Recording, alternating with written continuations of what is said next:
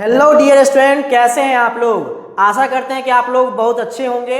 अभी अभी आपका 10th का एग्ज़ाम ख़त्म हुआ है और सबके मन में यही होगा, यही ख्याल आ रहा होगा कि सर अब क्या, 10th के बाद अब क्या करें, 10th के बाद अब कौन सा स्ट्रीम में जाए। सर साइंस में जाए, कॉमर्स में जाए, आर्ट्स में जाए, पता ही नहीं चल रहा है। क्योंकि जितने लोगों से हम इंटरेक्ट कर रहे हैं वो लोग अलग अलग तरीके के सजेशन हमको दे रहे हैं। कोई कह रहे हैं कि आर्ट्स में चले जाओ, बीपीएससी क्लियर हो जाएगा, पुलिस बन जाओगे, दरोगा बन जाओगे, बीडीओ बन जाओगे, सीईओ बन जाओगे, या डीएम तक बन जाओगे, एसडीएम बन जाओगे। मतलब यूपीएससी का तैयारी कर लो, बीपीएससी का तैयारी कर लो, क्योंकि उसमें पावर है, पैसा है।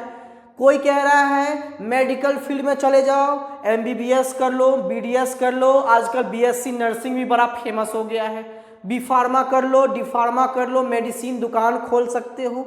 ठीक है, एक तरह का लाइसेंस बन जाता है जिसके थ्रू हम मेडिसिन शॉप चला सकते हैं। कोई कहता है मैथ ले लो, मैथ ले लोगे तो आईआईटीएन बन जाओगे, एनआईटी मिल जाएगा, जेई मेंस के थ्रू, जेई एडवांस देने के बाद। कोई कहता है कि नहीं नहीं, इससे भी बढ़िया है कि आप मेडिकल फील्ड में एमबीबीएस जो नीट के थ्रू होता है वो कर लो, नीट का तैयारी करो। तो सबके मन में बहुत सारा टाइप का क्वेश्चन आता है। कोई कहता है सीए बनना है, कॉमर्स रख लो। कोई कहता है आर्ट्स रख के तुम बड़े एग्जाम्स जैसे यूपीएससी होता है, बीपीएससी होता है, उसका तैयारी करो, अच्छा जिसमें उसमें पोजीशन होता है, अच्छा जो सरकार के थ्रू गाड़ी मिलता है, ये मिलता है, वो मिलता है। हम लोग हो गए कंफ्यूज, क्योंकि हम लोग अभी 10th से जस्ट 11th में जाने ही वाले हैं और मन में एक ही क्वेश्चन आता है कि सर 10th के बाद क्या करें, कौन सा सब्जेक्ट ले, कौन सा स्ट्रीम ले जो हमें आगे के कैरियर के लिए, आगे के लिए, फ्यूचर के लिए हमारे हित में हो। हमें इससे अगर नहीं भी कोई जॉब मिले फिर भी हम अपने नॉलेज का, स्किल का यूज करके अच्छे पोस्ट पर रहे। तो आइए, आप लोग सभी का स्वागत है इस चैनल में। हो सकता है कि इस चैनल के थ्रू, इस वीडियो के थ्रू आप लोग के पास ज़्यादा इन्फॉर्मेशन नहीं पहुंच पाए, लेकिन इतना इन्फॉर्मेशन जरूर पहुंचेगा आपके अंदर तक। ये इन्फॉर्मेशन हम जरूर डालेंगे कि आपको साइंस रखने से क्या फ़ायदा होता है, कॉमर्स रखने से क्या होता है और आर्ट्स रखने से क्या होता है, और किस जोन में आप सेफली अपना पेमेंट, अपना जो अर्निंग होता है वो आप अर्न कर सकते हैं और आप अपना जो लाइफ स्टाइल है वो अच्छे से जी सकते हैं। क्योंकि ओवरऑल तो पैसा ही कमाना है। क्या कोई भी चीज़ करो, बीडीओ बन जाओ, सीईओ बन जाओ, एमबीबीएस बन जाओ, बीडीएस बन जाओ, चाहे सीए बन जाओ, ओवरऑल क्या करना है, पैसा कमाना है। सर ठीक है, पैसा कमाना है, पैसा इज़ वेरी इंपॉर्टेंट।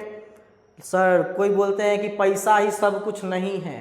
अरे बुर्बक, पैसा ही सब कुछ नहीं है, लेकिन इसको भी बोलने के लिए आपके पास बहुत सारा पैसा होना चाहिए, तब समझेंगे पैसा सब कुछ नहीं है। हमारे लिए तो पैसा ही बहुत कुछ है, बिना पैसा का कुछ हो नहीं है। एक दिन बिना पैसा का रह के देखो, ना चावल मिलेगा, दाल मिलेगा, सब्जी मिलेगा, कुछ नहीं मिलेगा, अपना लाइफ भी खतरा में पड़ जाएगा। तो पैसा है, बहुत मैटर रखता है। ये आप तब समझेंगे जब किसी के फैमिली में इमरजेंसी कंडीशन आ जाता है, मेडिकल ट्रीटमेंट होता है, तब पैसा का मतलब ये पड़ता है कि पैसा क्या चीज़ है। खैर, आप लोग फ्रेशर हैं, आप लोग पे उतना प्रेशर हम नहीं देंगे, बिल्कुल टू दी पॉइंट बात करेंगे। किस स्ट्रीम से आप क्या क्या कर सकते हैं और कौन सा स्ट्रीम आपको सेफली आपके कैरियर की तरफ बूस्ट कर देगा और आपको अच्छे कैरियर की तरफ, फ्यूचर की तरफ ले जाएगा। चलिए, हम लोग 10th के बाद हम लोगों के पास 3 ऑप्शन है। बताइए कितने ऑप्शन है? 3 ऑप्शन है। सर साइंस है, कॉमर्स है, आर्ट्स है। क्या है? साइंस है, कॉमर्स है, आर्ट्स है। साइंस में भी बहुत सारे स्कोप होते हैं। कॉमर्स में एक हायर पोस्ट आप कह लीजिए तो सीए का होता है। ठीक है, एक मेरे बड़े भाई जी हैं जो सीए हैं, चार्टर्ड अकाउंटेंट कहते हैं इसको।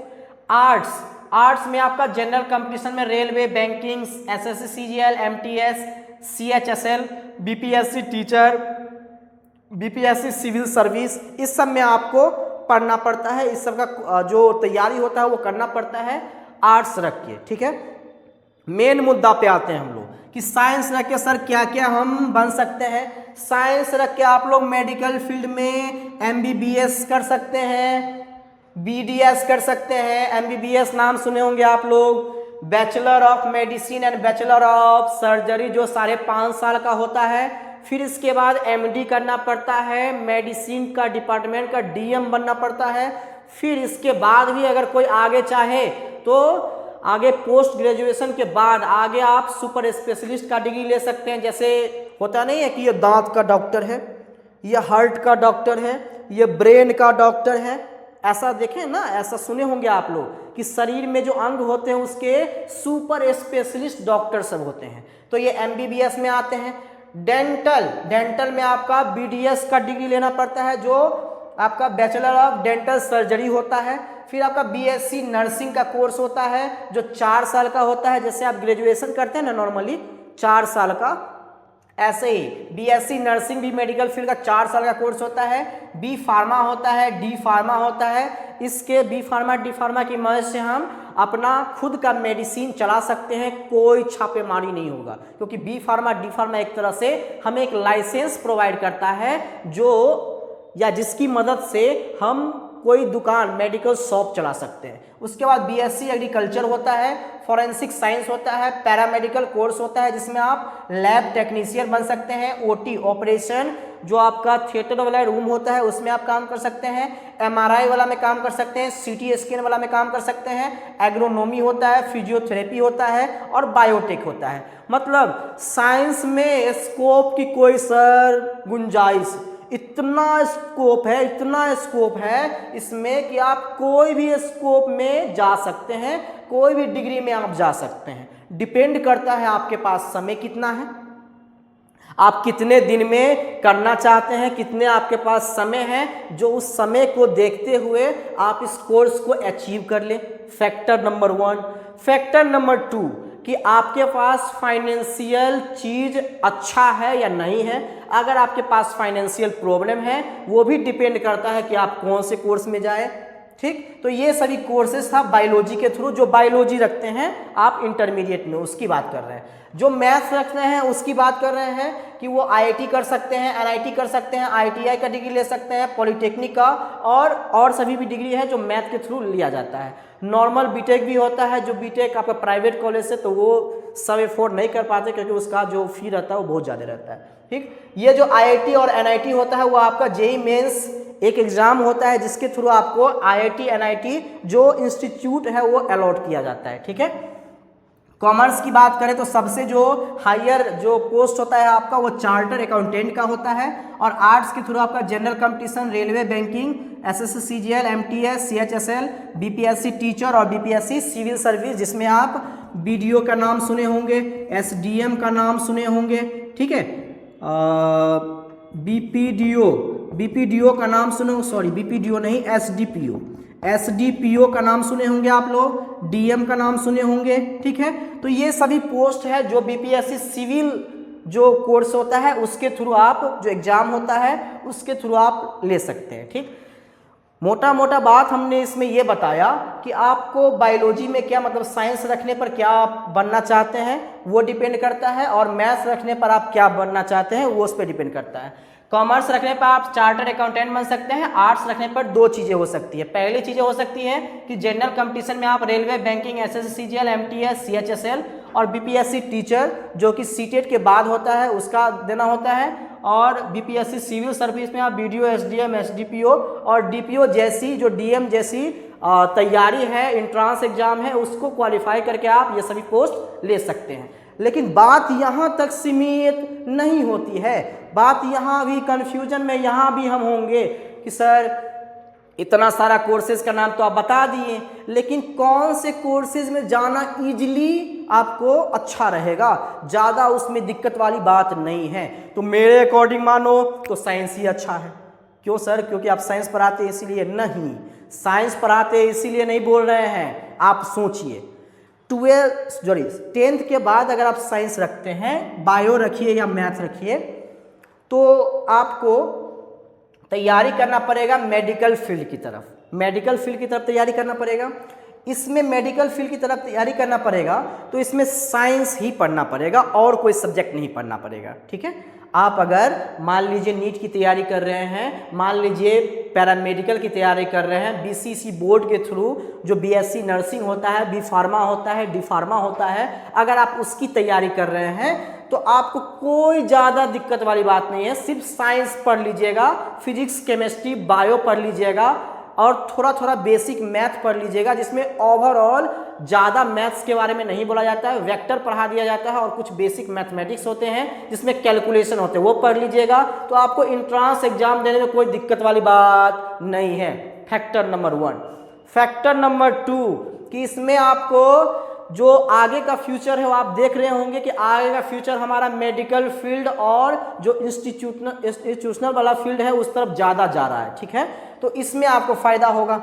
दूसरी बात, अगर आप मैथ रखेंगे तो जेई मेंस का एग्जाम होता है जिसके थ्रू आप आईआईटी और एनआईटी में जा सकते हैं। आईआईटी लेने के लिए आपको पहले जेई मेंस देना पड़ता है, उसके बाद एडवांस देना पड़ता है। आपके जानकारी के लिए हम बता दें कि जेई मेंस का अटेम्प्ट फिक्स रहता है और जेई एडवांस का भी अटेम्प्ट फिक्स रहता है, वो काउंट हो जाता है आपके 12th के जो एग्जाम है उसी से। ठीक, इसके बाद कॉमर्स में एक चार्टर अकाउंटेंट है, इस सब में थोड़ा ज़्यादा टाइम स्पेंड होता है। कैसे होता है हम बताते हैं। टाइम स्पेंड इसीलिए होता है क्योंकि ये सभी जो एग्ज़ाम है वो ग्रेजुएशन बेसिस पे है, ये 12th बेसिस पे एग्ज़ाम नहीं है। ये जो एग्ज़ाम का नाम हम बताए हैं वो आप 12th के बाद तुरंत दे सकते हैं, तुरंत 12th के तुरंत बाद आप ये फॉर्म भर सकते हैं, चाहे वो एमबीबीएस का हो, बीडीएस का हो, बीएससी नर्सिंग का हो, बी फार्मा का हो, डी फार्मा का हो, बीएससी नर्सिंग का हो। एम्स अपना जो एम्स आप जानते होंगे वो अपना नर्सिंग वाला जो एग्ज़ाम होता है वो खुद से लेता है। ठीक है, तो इसमें कोई ग्रेजुएशन डिग्री नहीं मांगता है, आपको ये नहीं बोलेगा कि ग्रेजुएशन पहले कर लो उसके बाद ये वाला करना, ये तो खुद अपने आप ग्रेजुएशन ही वाला। लेकिन इन दोनों में क्या है, इन दोनों में ये है कि 12th के बाद वाला पोस्ट बहुत कम है। ग्रेजुएशन आप अगर कर लिए उसके बाद ये एग्ज़ाम के लिए आप एलिजिबल हो पाएंगे, उसके बाद ही एग्ज़ाम के लिए आप फॉर्म अप्लाई कर पाएंगे। तो 3-4 साल तो आपको पहले रहना होगा क्योंकि ग्रेजुएशन पूरा कर लीजिए और इसके बाद इस एग्ज़ाम के लिए तैयारी कीजिए। फिलहाल अगर आपके इंटरेस्ट पे डिपेंड करता है कि अगर आपका इंटरेस्ट इसकी तरफ है, बीपीएससी टीचर की तरफ है या बीपीएससी सिविल सर्विस की तरफ है, तो तैयारी कीजिए, कोई दिक्कत नहीं है। ऐसा हम नहीं कह रहे हैं कि आर्ट्स और कॉमर्स खराब है, बिल्कुल नहीं। आर्ट्स और कॉमर्स साइंस सब अपनी जगह पे बिल्कुल अच्छा है, वो आपके इंटरेस्ट पे डिपेंड करता है कि आपका इंटरेस्ट किस तरफ है। किसी को मन रहता है सर हम एमबीबीएस बने, किसी का मन रहता है बीडीओ बने, किसी का मन रहता है सीओ बने, किसी का मन रहता है टीचर बने, किसी का मन रहता है रेलवे में जाए। ठीक है, तो वो डिपेंड करता है कि आपका इंटरेस्ट किस तरफ है। आपका इंटरेस्ट जिस तरफ होगा आप श्योरली उस तरफ जाइए, कोई दिक्कत नहीं है। लेकिन यहाँ पर टाइम को देखते हुए, फाइनेंशियल प्रॉब्लम को देखते हुए हमें जल्दबाजी में कोई डिसीजन नहीं लेना चाहिए।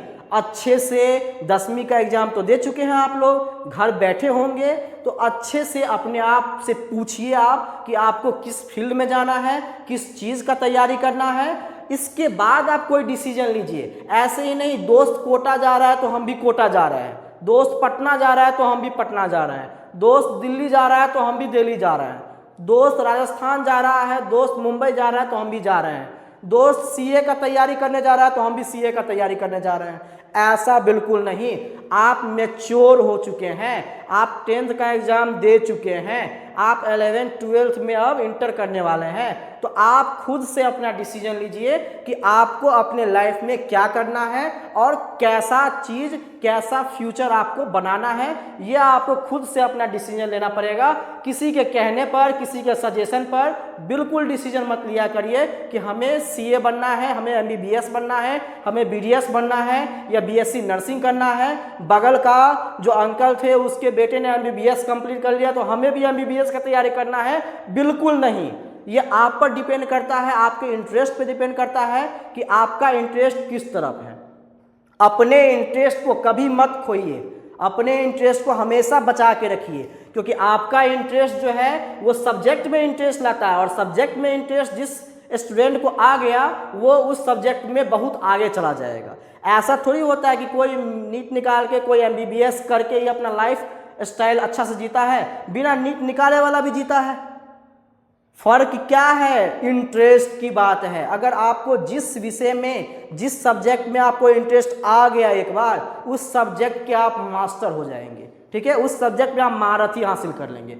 खैर, आप अभी थोड़ा फ्रेश माइंड है, फ्रेशर हैं, आप लोगों को उतना हम नहीं बताएंगे, उतना हम नहीं बोलेंगे कि आपको ये करना चाहिए, बिल्कुल ये करना चाहिए, बिल्कुल नहीं। आप थोड़ा सा समय लीजिए, अपने आप पर थोड़ा टाइम दीजिए, क्योंकि आपका रिजल्ट भी अभी नहीं निकलेगा। मार्च के लास्ट वीक में या अप्रैल के लास्ट वीक में, सॉरी अप्रैल के फर्स्ट वीक में, अप्रैल के फर्स्ट वीक में आपका रिजल्ट निकलता है। उससे पहले आप अपने आप से पूछिए कि आपको किस चीज़ में अच्छा लगता है। जिस फील्ड में आपको अच्छा लगता है उस फील्ड को आप चूज कीजिए और उस फील्ड में आप बेहतर कीजिए। मेरा कहना यही है कि आप अपने पर टाइम दीजिए। आप अपने आप पर अगर टाइम देंगे तो आपको खुद पता चल जाएगा कि किस फील्ड में आप अच्छा कर सकते हैं, ठीक है। आज के लिए हम इतना ही रखते हैं। आशा करते हैं कि आप लोग को वीडियो पूरा क्लियर समझ में आया होगा। अगर वीडियो समझ में आए तो लाइक, शेयर और सब्सक्राइब करिए, और इस तरह के वीडियो हम हमेशा बनाते रहेंगे आपके लिए। आप लोग का जो भी डिमांड होगा वो आप कमेंट सेक्शन में कमेंट कर सकते हैं, और इस तरह के वीडियो के लिए आप हमारे चैनल में बने रहें। तब तक के लिए बाय बाय, पढ़ते रहिए।